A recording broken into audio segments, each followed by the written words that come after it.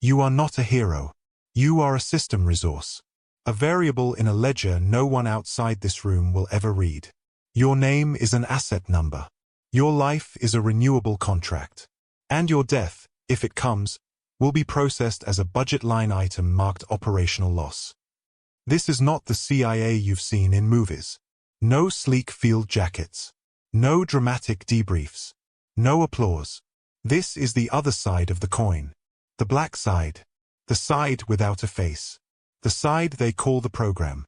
Every rank in this system is a transaction. You give something. The agency takes it. You never get it back. Not your time. Not your privacy. Not your relationships. And eventually, not your sense of self. But you don't know that yet. Because right now, you're starting at the bottom. And the bottom has a name. Rank 1. Ground branch, contractor. You are not a CIA officer. You don't get to say that. Not yet. Probably not ever. You are a ground branch contractor.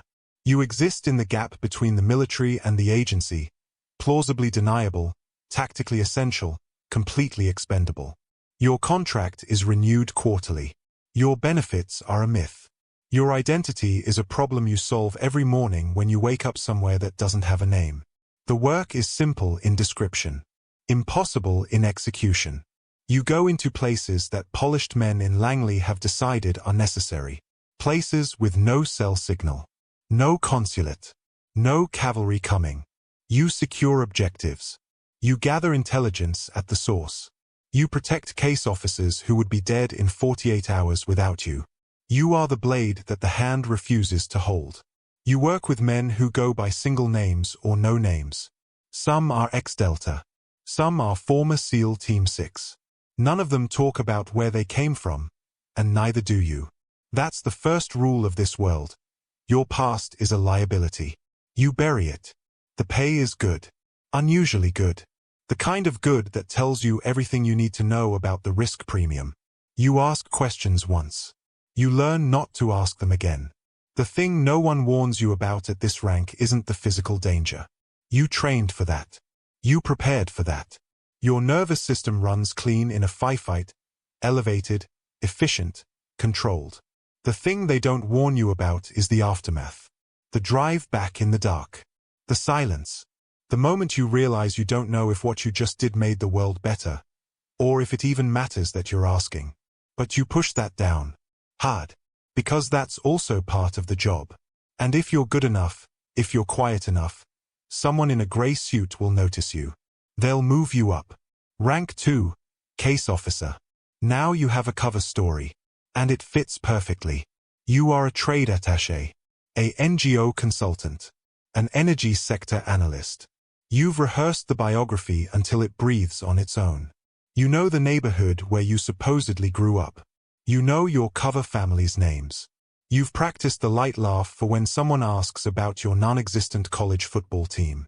The cover is not a costume. It is a second skeleton. You wear it all the time, even alone. Your actual job: find people who have access to what the agency needs. Cultivate them. Develop them. Recruit them. And then run them as sources, as assets, without them fully understanding what they've become. The work is social, surgical, deeply intimate, and it is the loneliest thing you have ever done. Because the person across the table from you, let's call him Victor, mid-level ministry official, wife, 2 kids, a mortgage he resents. He thinks you're his friend. He has thought that for 11 months. He talks to you about his father, about his regrets. He trusts you in the way that people trust someone who has paid precise, careful attention to them. You have manufactured that trust from components, from a dossier, from psychological assessment reports, from vulnerability mapping. Victor doesn't know this. Victor will never know this. And now Victor is going to do something that will alter the course of his country's history, because you asked him to, in a way that felt like it was his own idea. You file the report that night. Clean. Clinical. Asset secured. Positive development. You don't write about Victor's voice when he talked about his daughter. You don't write about the moment you almost felt something. You delete that part from yourself. Professionally. This is what the work costs at rank 2. Not your body. Your capacity for genuine human connection. You start to see every conversation as an operation. Every relationship as a potential leverage point. You can no longer be fully present with anyone, because some part of your brain is always running the assessment. Always scoring. Always mapping. Always looking for the angle. You are very good at this job. That is the most disturbing thing about you right now. Rank 3. SAD SOG Specialist, Operator. Special Activities Division. Special Operations Group. The most capable covert action unit in the world's most powerful intelligence agency. You are one of approximately 200 people on the planet who hold this designation at any given time. Let that sit for a moment. At this rank, the work has shed all pretense. No cover story. No cafe. No performance of warmth. You operate in the direct action lane, the lane that exists specifically for problems that cannot be solved through diplomacy, intelligence, or any other mechanism that leaves a public record. You are the record that doesn't exist. The technology at this level is beyond what you imagined when you started. You operate with tools that won't be publicly acknowledged for a decade. Drone systems with autonomous targeting brackets. Signal intercept equipment that can isolate a single voice inside a building from 4 kilometers away. Medical countermeasures you cannot discuss with any physician who doesn't hold an SCI clearance. You think about the contractor you were at rank 1, carrying a rifle into compounds with flickering lights, and it feels like someone else's memory. At this level, you plan operations with the precision of a surgeon. Every variable accounted for. Every contingency mapped. The operation runs in your head 100 times before it runs in reality. And when it runs in reality, it is very fast. And very quiet. And when it's done, the world is different in a way that most of the world will never understand. The question that haunts this rank, not whether the operation was executed correctly. It was. You know that. The question is whether the objective itself was correct. Whether the intelligence that justified the operation was sound. Whether the person who approved it had the full picture. You will never know the answer to that question. And at rank 3, you have learned not to ask it out loud. Because the moment you start asking that question out loud, you become a liability. And liabilities in this system get resolved. You log the operation. Clean. Complete. You feel nothing. Or you tell yourself you feel nothing. In the morning, you will do it again. Rank 4, Station Chief, the Architect. You run a city now. Not officially. On paper, you are a diplomat. A senior embassy attaché. You attend receptions. You shake hands with foreign ministers. You are charming and forgettable in exactly the right measure. On paper, you are a diplomat. A senior embassy attaché. You attend receptions. You shake hands with foreign ministers. You are charming and forgettable in exactly the right measure. But in reality, you run the intelligence apparatus of the most powerful nation on Earth inside this city's borders. Every asset, every operation, every secret, it all flows through you. This is the rank where the violence becomes abstract. And that is more dangerous than any rank that came before it. When you were a contractor, you were present for the consequence. When you were an operator, you executed the operation yourself. You felt the weight of it. It was real. Now, you send a cable. You type an authorization code. You mark a document approved. And somewhere across the city, someone else carries the weight you used to carry. This is what they don't teach you about power. That the distance makes it easier. And that making it easier is what makes it wrong. You have 14 active assets under your management. 14 human beings who are risking everything based on your judgment. On your assessment of the intelligence value. On your confidence in the operation's security. Tonight, one of them, Aegis, has been flagged as potentially compromised. There is a window of maybe 6 hours before the local service moves on them. You have 3 options. You know them by heart. Option 1, emergency extraction. Expensive. Loud. Burns the station's operational cover for months. Option 2, stand down and monitor. Conservative. Possibly fatal for the asset. Option 3, Sacrifice the asset to preserve the network. Issue a burn notice. End the relationship. Let them face whatever comes. Victor. You type the authorization code. You close the folder. You move on to the next cable. You will not sleep well tonight. But you will sleep. Because at this rank, you've learned how to compartmentalize the unthinkable. It is the most essential skill you have. And it is also the thing that has quietly destroyed the person you used to be. Rank 5, NOC, the ghost. There is no record of you in any system. Not the agencies. Not your governments. Not any database that has ever existed with your real name in it. You have been sanitized.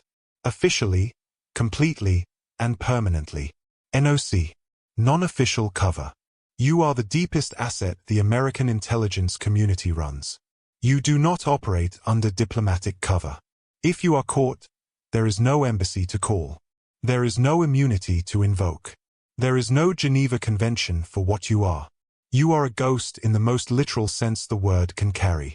Your legend, your cover identity, has been built over years.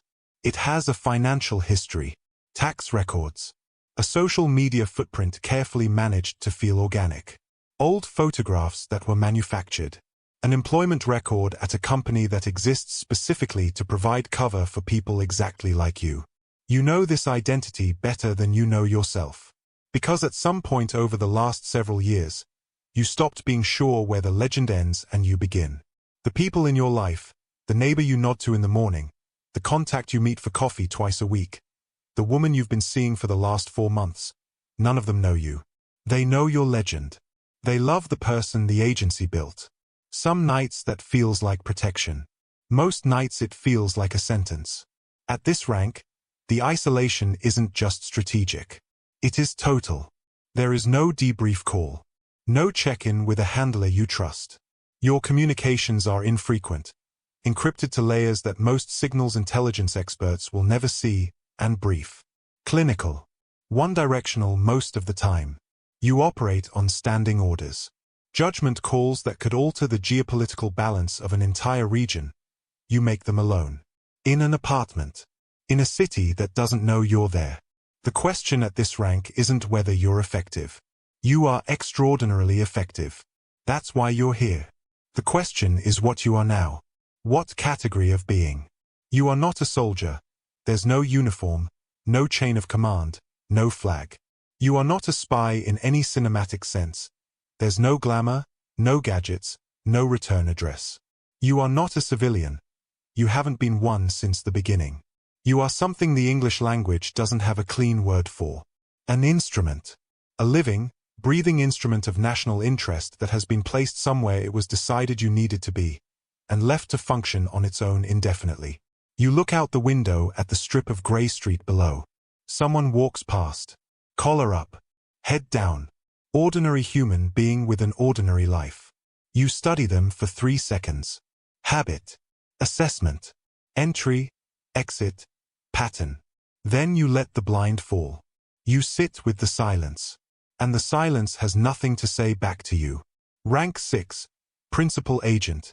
The architect of ghosts. You have come to a room. A room very much like the one at the beginning of this story. Cold light. Classified air. A file on the table with a name in it. Across from you, someone new. Young. Capable. Hungry for meaning. Looking at you with the same look you must have worn once, in a room very much like this one. They want to know if they have what it takes. You look at them and you do not see a person anymore. You see a resource. An asset. A variable in a ledger. You know this is wrong. A vestigial fragment of whoever you were before registers it as wrong. But the knowing doesn't change anything. You open the file. You begin the process. Because the program does not end. The program does not grieve. The program does not ask whether the cost was worth it. The program continues. And somewhere, in a city that doesn't know, in an apartment with the blinds drawn, the next ghost is looking out the window at a strip of Grey Street. Watching. Assessing. Alone. Status. Operational. The cycle continues. Here is what the CIA will never put in a recruitment brochure. The program is not looking for heroes. Heroes have principles that create operational liability. Heroes ask the wrong questions at the wrong moments. The program is looking for capable people. Disciplined people. People who can learn, with precision, with patience, with extraordinary professionalism, how to let go of themselves piece by piece in exchange for access to the most critical work in the world. Is that transaction worth it? The agency has decided that question is above your clearance level. Every rank in this system is a door, and every door requires you to leave something on the other side. Your anonymity, your relationships, your moral clarity, your identity, your humanity.